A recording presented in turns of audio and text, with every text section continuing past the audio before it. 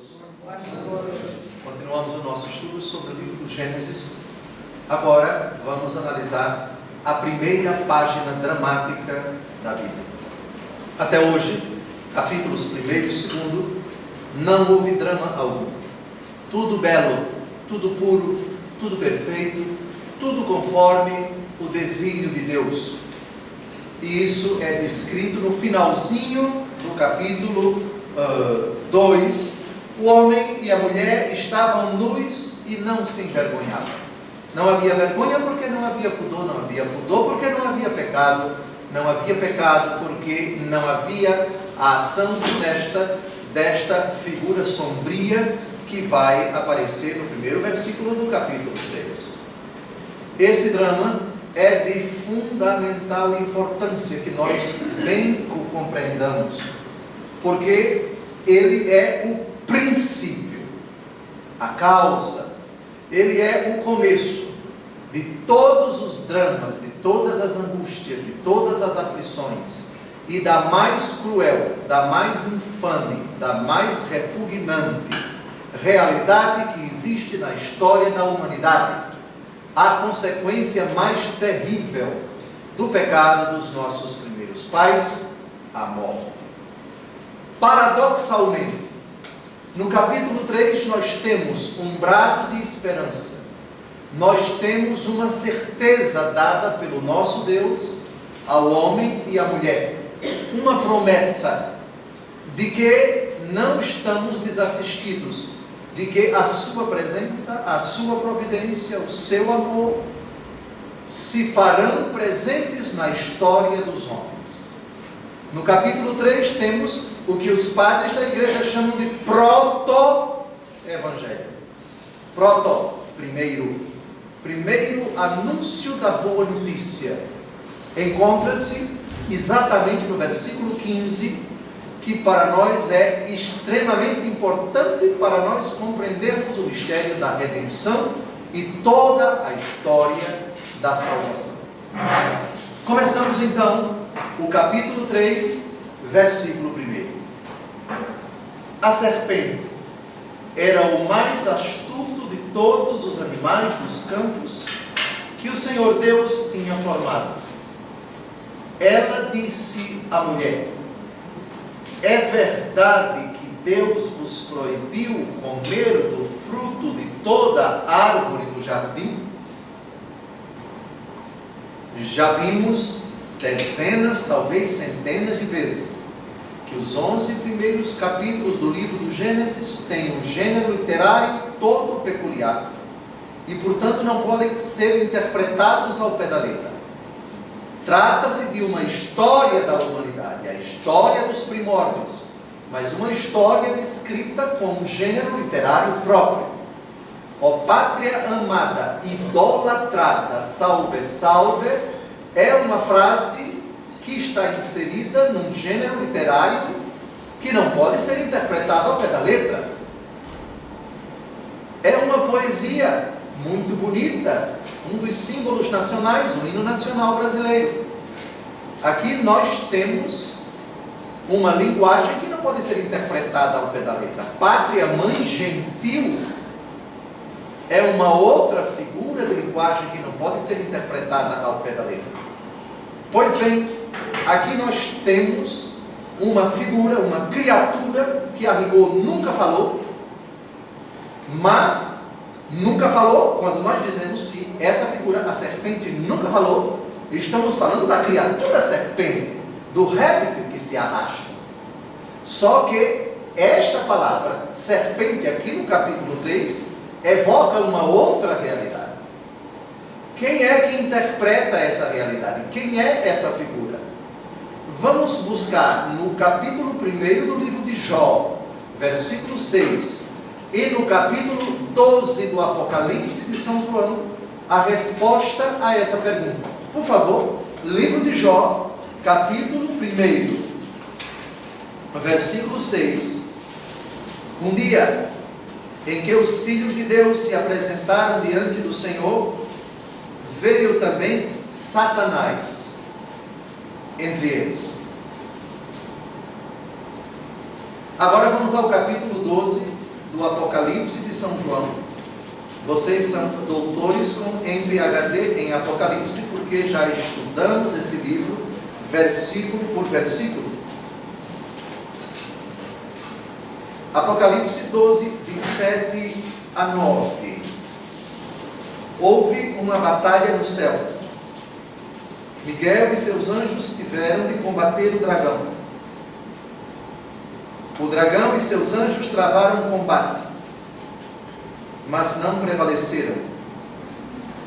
E já não houve lugar no céu para eles. Foi então precipitado o grande dragão. Atenção agora, a primitiva serpente, chamado demônio e Satanás, o sedutor do mundo inteiro, foi precipitado na terra e com ele os seus anjos. Esses 3 versículos aqui tem muito acerca dessa figura sombria. Não é um animal réptil, é um anjo, que tem vários nomes. No livro de Jó, Satanás. No Apocalipse, também Satanás, primitiva serpente, demônio, sedutor do mundo inteiro. Nosso Senhor Jesus Cristo vai chamá-lo com outros adjetivos, com outros impropérios, mas impropérios que não são impropérios porque foram pronunciados por nosso Senhor e Salvador. Pai da mentira, príncipe deste mundo, etc. Diabo já aparece. Diabo também, diabo sim, aquele que divide perfeitamente. Muito bem, então, esta figura que aparece no capítulo 3 é o diabo, é o demônio, é a primitiva serpente, é Satanás, é uma criatura angelical, uma criatura angélica. Portanto, obra de Deus. E porque a obra de Deus foi criada boa, e num determinado instante ela se rebelou contra Deus, e já não se encontrou lugar no céu para ela. É disso que trata o relato dramático também do capítulo 12 do Apocalipse de São João. O mais astuto de todos os animais dos campos. Perceberam aí alguma coisa? A Bíblia não nos autoriza a dizer que a serpente é mais astuta que os homens, que o diabo é mais inteligente que os homens. A serpente é o mais astuto dos animais dos campos, os animais irracionais. Pergunta-se, seria por isso que o diabo tem tanto ódio da gente?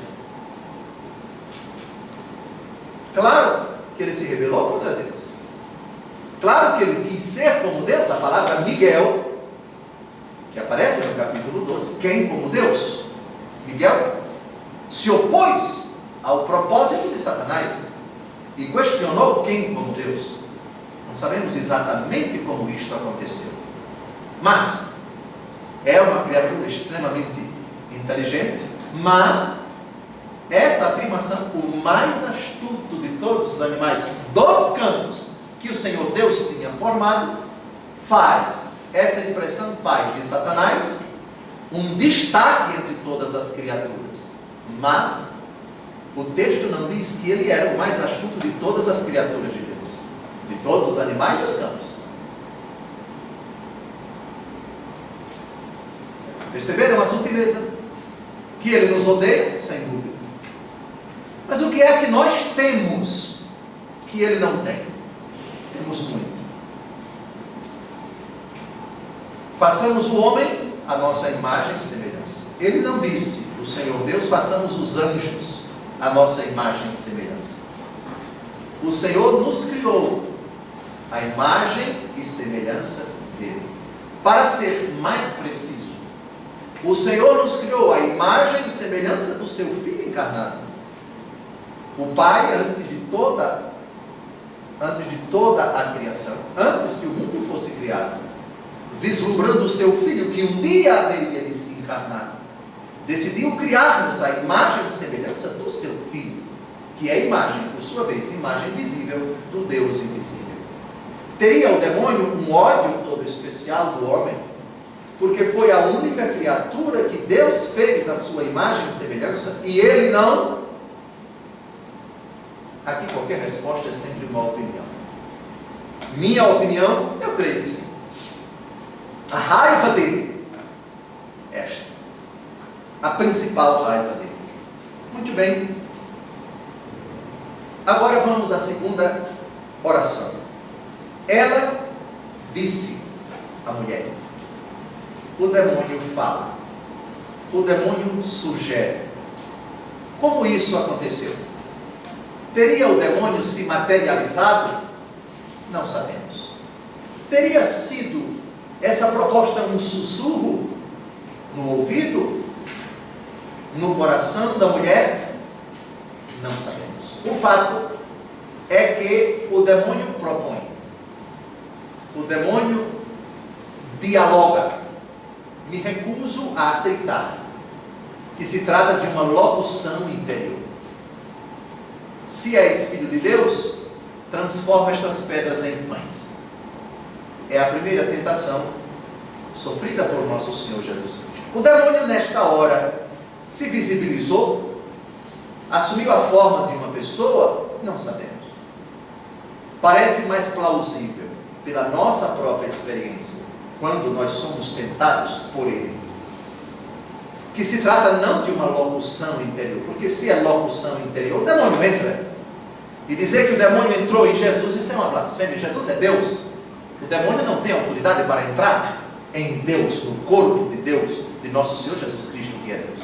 Mas, uma proposta, silenciosa ou cavernosa, com ruídos ou simplesmente na mente, para nós isso é irrelevante. O fato é que, se é tentação diabólica, partiu dele e chegou até o coração da mulher. É verdade que Deus vos proibiu comer do fruto de toda a árvore do jardim? Primeiro, o demônio sabe que é verdade, mas aqui ele contesta. O demônio é um contestador da verdade, e tem que ser, porque ele é definido como o pai da mentira. Vocês perceberam também uma sutileza? A primeira vez que o demônio fala na Bíblia é para contestar a verdade. A verdade está nos lábios, por assim dizer, do demônio. A verdade é uma tática do demônio. A verdade é o objeto da ação demoníaca. E como a verdade é objeto da ação demoníaca, não que o demônio seja instrumento da verdade, intérprete da verdade, defensor da verdade, nada disso. Vamos ver a definição do demônio dada pelo próprio Jesus. João 8:44, abra a sua Bíblia. Vós tendes como pai o demônio, e quereis fazer os desejos de vosso pai. Ele era homicida desde o princípio, e não permaneceu na verdade, porque a verdade não está nele. Gravem bem isto. Quando diz a mentira, fala do que lhe é próprio, porque é mentiroso e pai da mentira. Portanto, atentos. Pai da mentira, mentiroso, a verdade não está nele. A igreja é extremamente rigorosa na seleção, na escolha, na nomeação de um exorcista para enfrentar o demônio e realizar o ato de exorcismo, que por vezes é longo, é demorado, é preciso ser repetido, até muitas vezes. Porque ali se trata também de dialogar com o príncipe das trevas, o exorcista, por vezes deverá fazer perguntas a ele. E é preciso não só que o exorcista seja uma pessoa santa, de vida íntegra, mas que esteja atento a isto. O demônio é mentiroso, pai da mentira. Às vezes ele é obrigado a dizer a verdade. Interpelado, diga a verdade. E ele é obrigado a dizer a verdade. Mas é mentiroso, é embusteiro. E uma das táticas da verdade, da mentira, é dizer parte da verdade para enganar as pessoas. Porque a verdade, quando não é completa, ela pode ser uma tática diabólica para enganar as pessoas quando você não diz toda a verdade. Marcos, capítulo 1, versículos de 23 a 25. Isto é de fundamental importância para todos vocês. Marcos capítulo 1, de 23 a 25. Ora, na sinagoga deles, achava-se um homem possesso de um espírito imundo que gritou: que tens tu conosco, Jesus de Nazaré? Vieste perder-nos? Sei quem és, o Santo de Deus. Mas Jesus intimou-o, dizendo: cala-te, sai deste homem. Vocês perceberam que o diabo disse no versículo 24, na verdade, disse: mas o Senhor não acabou de dizer, Dom José, ou melhor, nosso Senhor Jesus Cristo não disse que ele era o pai da mentira, que ele era mentiroso. Nosso Senhor Jesus Cristo não disse em João 8,44 que a verdade não está nele? Se a verdade não está nele, por que ele disse que Jesus é o Santo de Deus e isto é verdade? Respondeu, já matou a charada, quem disse aí atrás, meia verdade. Meia verdade. Dizer que Jesus é santo não é toda a verdade sobre Jesus. É uma parte bem acidental a respeito de Jesus. Até o diabo diz que Jesus é santo. Até um pagão diz: onde é que você mora? Não, no Espírito Santo. Ah, mora em Vitória? Ah, mora em Guarapari? Como que praia bonita lá? Onde é? Espírito Santo. Certo. Espírito Santo, você disse que o Espírito é santo. Tá, grande coisa. Onde você mora, meu rei? Eu moro na capital da Bahia, eu moro em Salvador. Certo? Um pagão também disse que em Salvador, mas é um qualificativo a respeito de Jesus. Mas isso não tem nada para ele. É uma parte da verdade que não tem nenhuma repercussão na sua vida. Salvador, por causa do nome da capital da Bahia. Mas ele não é meu Salvador. Olha, tu és o Santo de Deus, tu és o separado, tu és o totalmente outro. Sim, eu reconheço, mas tu não me dominas, não. Tu não és o Deus da minha vida, não. Tu não tens nada a ver comigo, eu não quero nenhum vínculo contigo. Eu te reconheço assim porque tem que reconhecer, porque isso é um dado objetivo. Está claro? Então, atentos para não se iludirem até com criaturas humanas, em cujos discursos tem tanta verdade nesse mundo, mas não tem toda a verdade. A instrumentalização da verdade, a manipulação da verdade, as verdades a conta-gotas, pedacinhos da verdade. Ah, vá tomar banho, eu sou cristão, a Bíblia abriu os meus olhos. Não é porque naquele discurso bonito, inflamado, etc., tem partes de verdades que agora eu vou aplaudir. A minha reação, se eu não conheço toda a verdade, ou se eu desconfio, nem tudo aquilo foi, todo o dado objetivo foi dito, foi proclamado naquele discurso. Alto lá, cala-te e sai deste homem. Por favor, versículo 25. Cala-te e sai deste homem. Nosso Senhor Jesus Cristo sabe perfeitamente. Sim, você disse uma verdade a meu respeito, mas isso não é tudo para você. Essa é a parte mais secundária da minha vida, me chamar de santo. Não estou interessado nisso. E vindo de você, mentiroso, embusteiro, enganador, eu conheço suas intenções, cale-se e saia deste homem. Portanto, até o diabo pode dizer parte da verdade. O que o diabo nunca diz é toda a verdade. Isso ele nunca diz. O oposto do espírito de porco, que é ele, é o Espírito Santo. Vamos ao Evangelho segundo João, porque aqui nós temos um qualificativo acerca do Espírito Santo que nos interessa tremendamente. Por favor, João, capítulo 16, versículo 13. O cristão não é trouxa. O cristão, diante do discurso sobre a verdade, ou quando tem coisas verdadeiras em algum discurso, eu peço a vocês, não se animem muito não, viu? Não se animem muito não, porque o diabo sabe pegar partes de verdade e colocá-las numa parte da frase, numa parte do discurso, numa parte do parágrafo, que muda completamente a mentira, fazendo com que a mentira pareça uma verdade.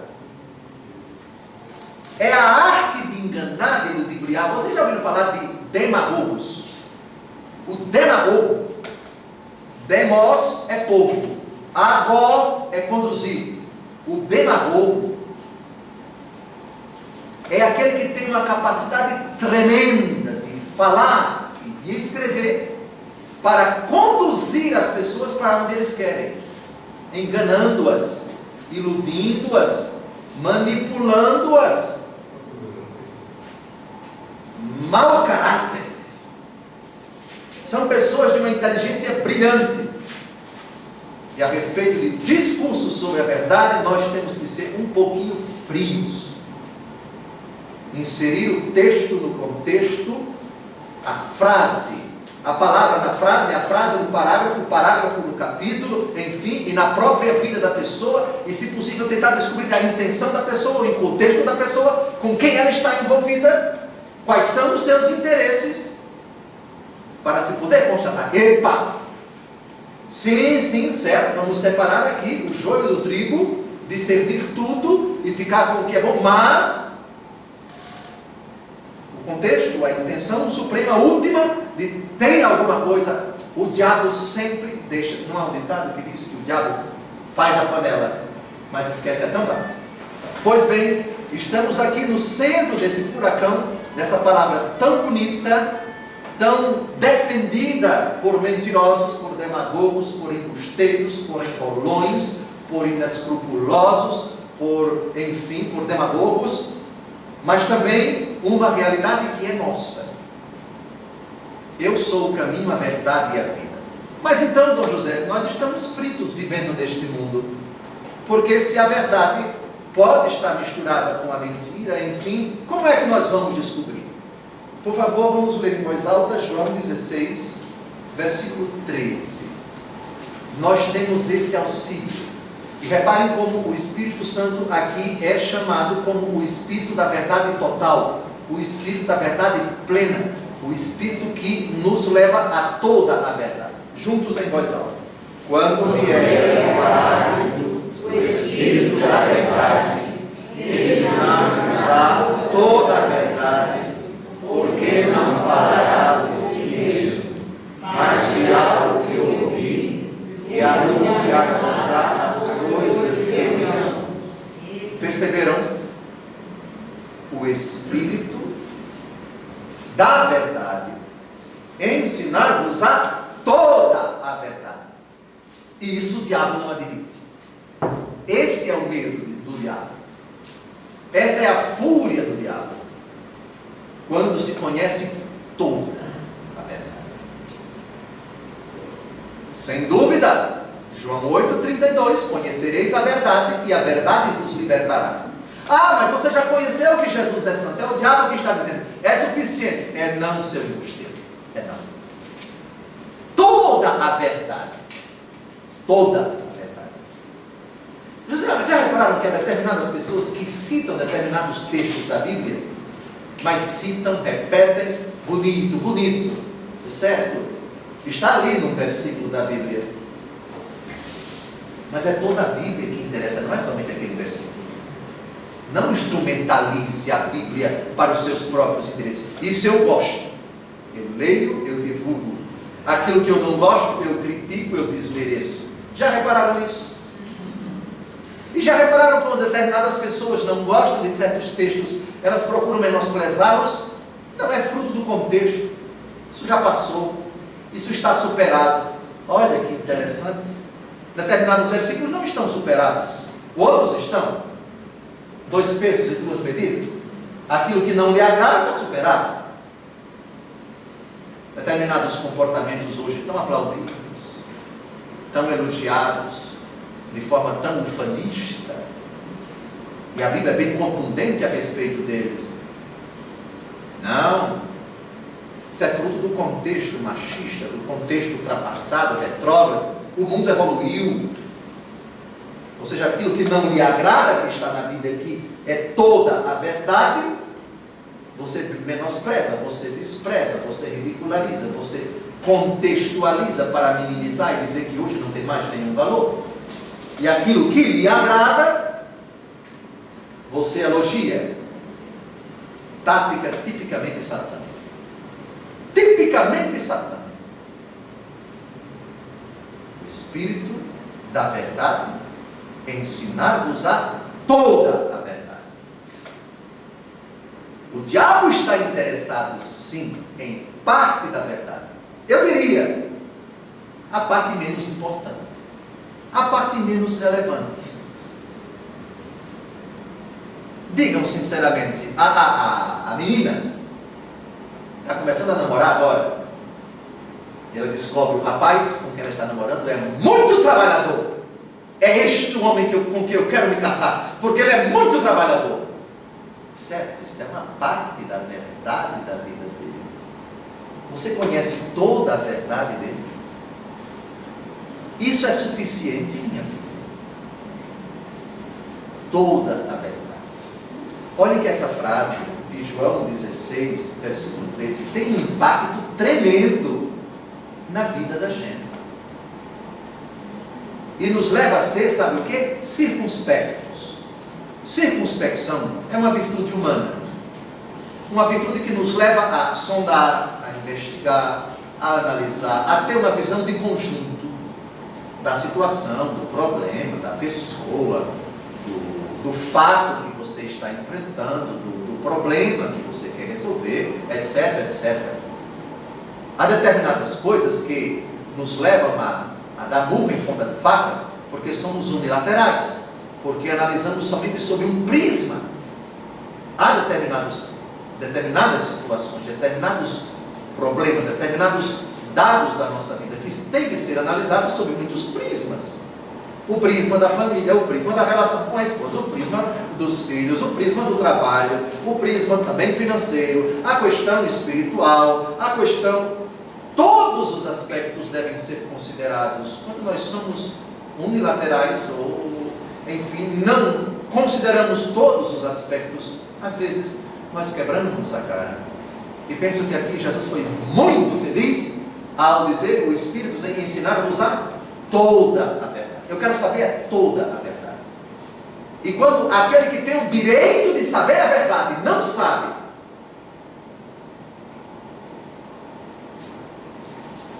e não procura saber, deveria conhecer toda a verdade, pode ter acesso a todos os elementos, ele pode pecar por omissão, por negligência, por displicência, por irresponsabilidade e assim por diante. E quando aquela pessoa tem o direito de saber toda a verdade e não se diz para ele, aqui nós temos uma intenção maldosa, maliciosa, satânica, por que não dizer? Tal pessoa tem o direito de saber a verdade. Há determinadas coisas que não temos o direito de saber. mas em determinada função que nós ocupamos, determinada profissão, determinada tarefa, determinado mistério, nós temos o direito de saber toda a verdade. E quando ela não nos é dita, isso pode ser uma tática do embusteiro, do mentiroso, para nos enganar, dizendo apenas partes da verdade, pinceladas da verdade. Está claro? Me perdoem essa digressão, mas como o demônio, a primeira palavra dele na Bíblia é justamente verdade a ser contestada, foi preciso citar Marcos capítulo 1, porque o diabo aí diz uma verdade, mas Jesus o desmascara, chamando de mentiroso e pai da mentira, e o contraponto não podíamos deixar de citar o Espírito da verdade, aquele que nos ensinará toda a verdade. Isso o demônio não admite jamais, porque ele é sorrateiro, porque a tática dele, porque o embuste dele, porque os planos dele são todos às escondidas. Porém, ainda que às escondidas, vem à tona. Aqui está um ponto fraco de Satanás. Ele e os que estão a serviço dele podem esconder de todo mundo, uma vez, duas vezes, uma semana, 2 semanas, 1 mês, 1 ano, 2 anos, 3 anos, mais cedo ou mais tarde vai ser revelado. A história da humanidade prova isto. Não existe mentira perfeita feita para jamais ser descoberta. Mateus capítulo 10, por favor. Mateus capítulo 10, versículo 26. Não vos temais, pois nada há de escondido que não venha à luz, nada de secreto que não se venha a saber. Podem sublinhar isto. Não existe na face da terra um embuste de Satanás guardado por toda a eternidade. Vai ser descoberto, vai ser desmascarado, vai vir à tona. É uma questão de tempo. O demônio sabe que Deus proibiu, mas ele faz isto como primeira etapa do seu embuste para levar a mulher a ser enganada. Primeiro passo. Portanto, a primeira tática do demônio é sempre com a verdade. A mentira nunca é dita com aparência de mentira. Senão, você a rejeitaria? Quem é que gosta de ser enganado? Quem é que aceitaria alguém chegar? Olha, eu quero dizer para você isto, só que eu estou mentindo, viu? Ora, se você está mentindo, eu não vou acreditar mais. Você não vai entregar o jogo. A tática é exatamente esta, é trabalhar com a verdade. Versículo 2. A mulher respondeu-lhe: podemos comer do fruto das árvores do jardim. Vamos estender o versículo 3. Mas do fruto da árvore que está no meio do jardim, Deus disse: vós não comereis dele, nem o tocareis, para que não morrais. Aqui nós temos uma mescla de ingenuidade, imprudência e irresponsabilidade. Ingenuidade. Você deu espaço ao demônio. Não se dialoga com o diabo.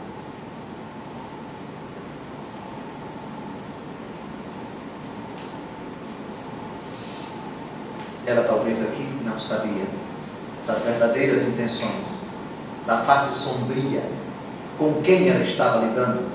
Tudo bem, você pode até contextualizar, mas aplicando para nós, não se dialoga com o diabo. Não se pode dar espaço ao diabo na nossa vida. Alguém pode dizer: mas o diabo não dialogou com Jesus? É diferente. Vocês perceberam que a cada frase do diabo, Jesus o rechaçava. Vamos lembrar? Se és filho de Deus, transforma estas pedras em pães. Jesus não dialogou e explica, nem só de pão vive o homem, mas de toda palavra que sai da boca de Deus.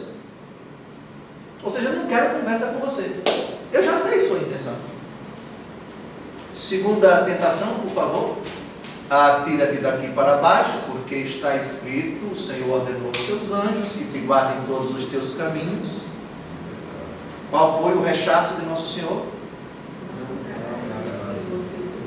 Não tentarás o Senhor teu Deus. É um rechaço. Aqui ela não rechaçou, ela foi tentar explicar.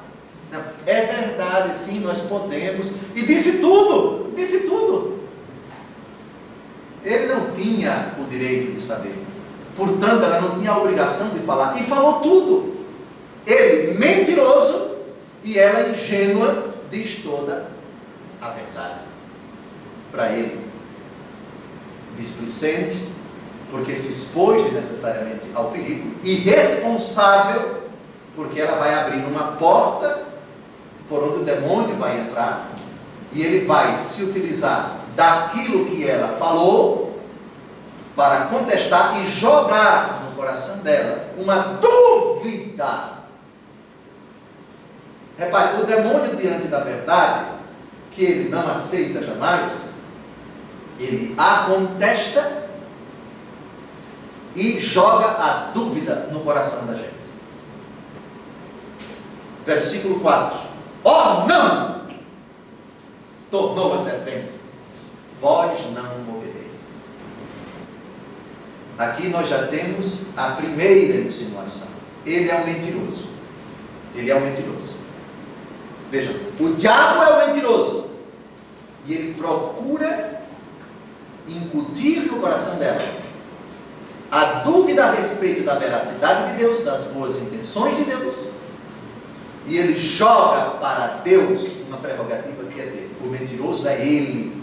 Ele disse que vocês não vão morrer. Vocês vão morrer se vocês comerem. Não, vocês não vão morrer. Agora é preciso encontrar uma outra coisa. Porque a tática do demônio é insinuar que Deus é um adversário seu. Portanto, é um mentiroso. É preciso explicar por que ele mentiu. E é preciso também valorizar você. É preciso que nessa tática você perceba que você vai ser grande, que você vai obter tantos favores, que você vai desfrutar, que você vai ter uma recompensa pela sua desobediência. Ele não fala a palavra desobediência. Então o diabo joga em dois flancos. Eu tenho que atacar ele e tenho que elogiá-la e tenho que dar um motivo para que ela o desobedeça. É o que vai acontecer agora, por favor, no versículo 4, Gênesis, capítulo 3. Versículo 5.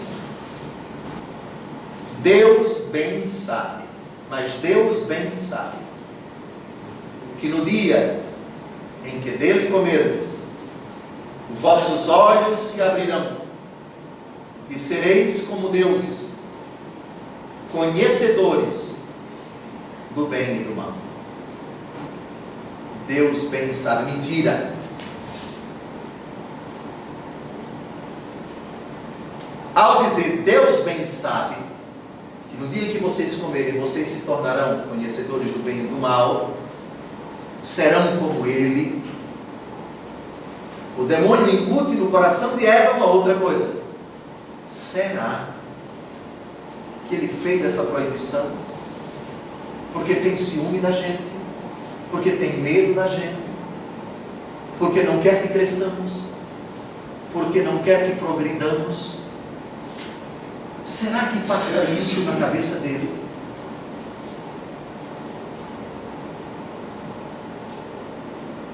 O demônio então, claro que a mulher vai ceder no versículo 6. A tática dele, convenhamos, foi brilhante. Foi sujar a imagem de Deus na mente de Eva e propor para ela: vale a pena. Na verdade, a proibição foi porque ele tem ciúme de vocês, ele tem medo de vocês, ele não quer que vocês cresçam, que vocês sejam como ele. E vocês podem ser como ele. Faça o teste. Os olhos de vocês vão se abrir. Vocês vão ser detentores desse poder, serão deuses. Ser criatura é muito pouco. Faça o teste, faça o propósito. Ponha em prática.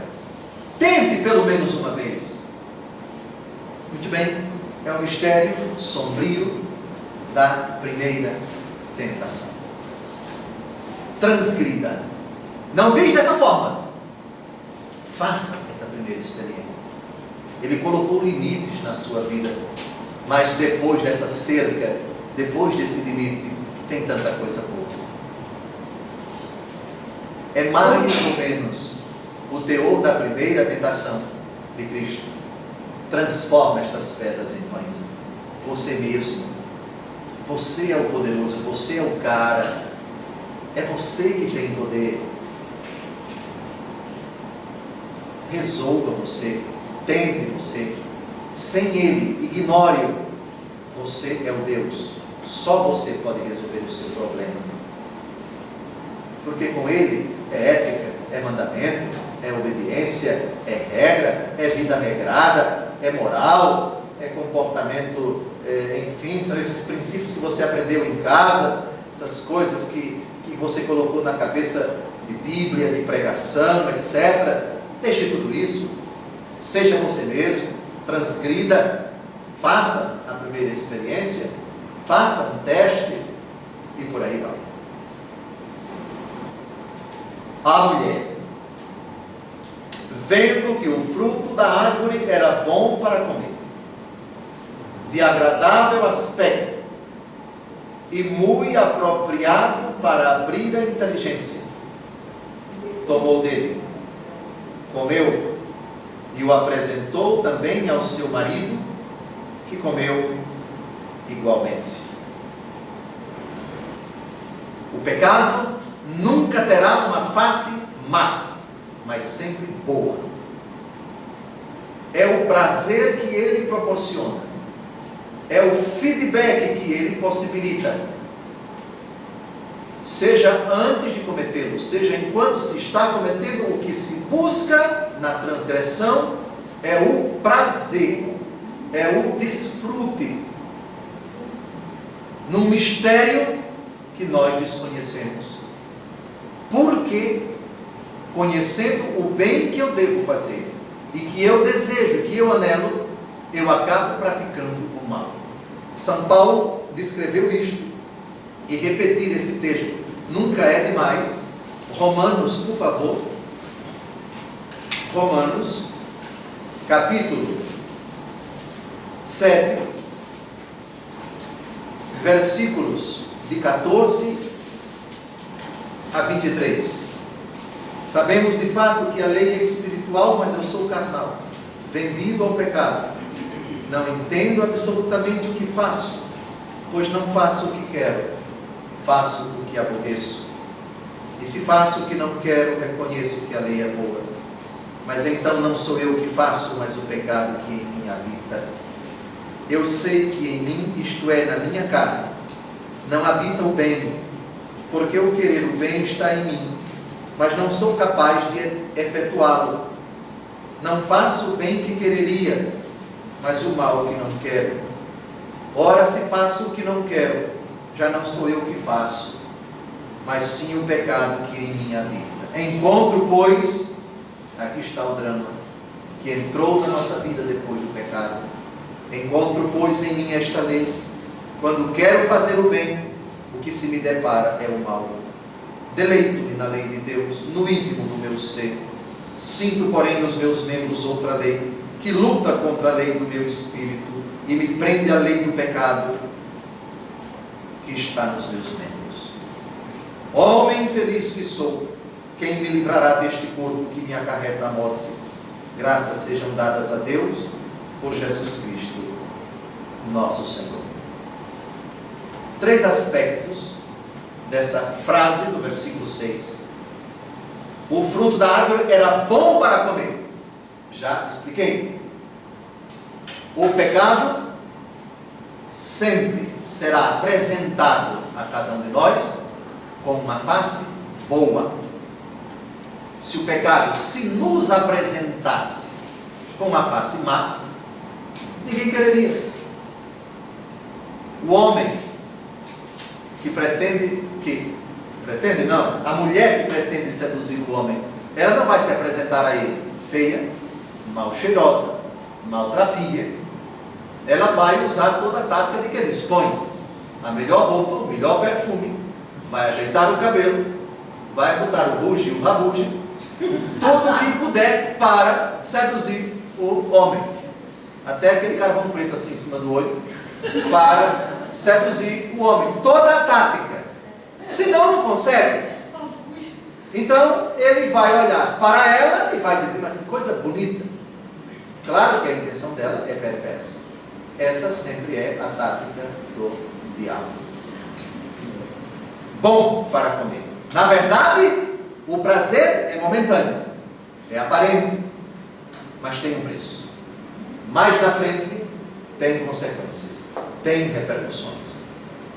Mais na frente vamos ver nas cartas de São Paulo, o pecado mortal tem um preço que é o inferno, que é a condenação eterna, se a pessoa dele não se arrepender sinceramente e não experimentar aquilo que vai ser explicado amanhã na belíssima página do Filho Pródigo, que é o tema da homilia de amanhã, missa às 11 horas da manhã.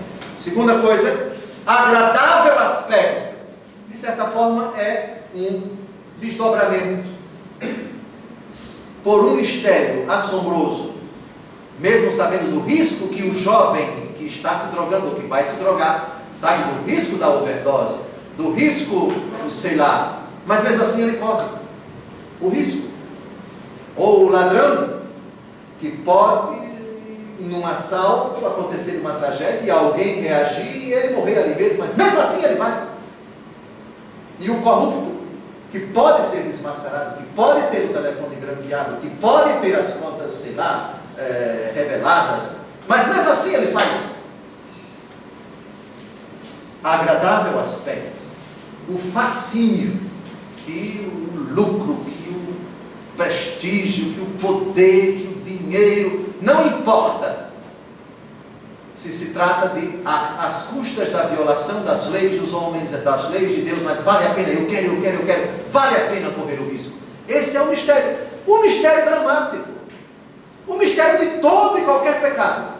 Agradável aspecto e muito apropriado para abrir a inteligência. É aquela, já que se trata de algo bom para comer, de agradável aspecto, eu acho que isso é oportuno, vai lhe tornar mais o cara, mais inteligente, mais forte, mais bonito, mais admirado, mais bajulado, mais paparicado, seja lá o que for.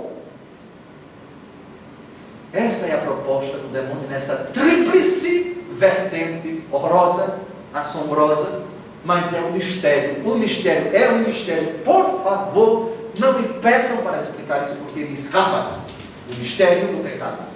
Aquilo que São Paulo descreveu agora no capítulo 7, eu conheço o bem que quero, eu queria fazer o bem, eu quero fazer o bem, mas acabo, volta e meia, praticando o mal, pensando o mal, dizendo aquilo que eu não devo, extrapolando, etc, etc.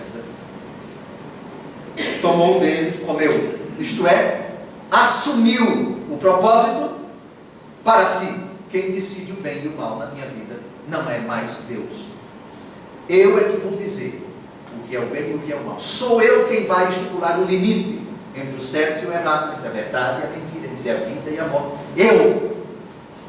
Ela violou o preceito porque tentou se apropriar de uma prerrogativa que é exclusiva de Deus. Nós não temos este poder de dizer o que é certo e o que é errado, o que é o bem e o que é o mal, sem referência a Deus. Com referência a Deus, tudo bem. Eu dou um exemplo bem prático. Perguntem a um chefe de boca de fumo o que é o bem e o que é o mal para ele, e você se assusta. Aí você tem claramente um estuprador, um serial killer, seja lá quem for, o conceito de bem e de mal, de certo e de errado, e você se assusta. Pois bem, aqui você tem exatamente o que é o fruto da arte da ciência do bem e do mal. Tais pessoas se arvoram nesse direito. Sou eu quem decide se é certo e errado, se é pecado, se não é pecado. Eu não quero isto, não quero aquilo, não quero nenhuma referência, nenhum critério que venha dele, porque eu mesmo tenho este poder. Ficou claro o que é comer o fruto da árvore da ciência do bem e do mal? Ficou claro? E o doloroso, o pecado, tem uma capacidade de convencimento dos outros. O pecado tem uma vertente contaminadora. O pecado dificilmente deixa de atingir outras pessoas. O diabo convence Eva e Eva convence o seu companheiro. Aqui nós temos a solidariedade no pecado. Doloroso, dolorosíssimo, dolorosíssimo. Mas essa história dramática nós retomaremos no próximo sábado, a partir do versículo 7, com as consequências deste ato irresponsável. Consequências não somente para ela, mas também para o seu companheiro.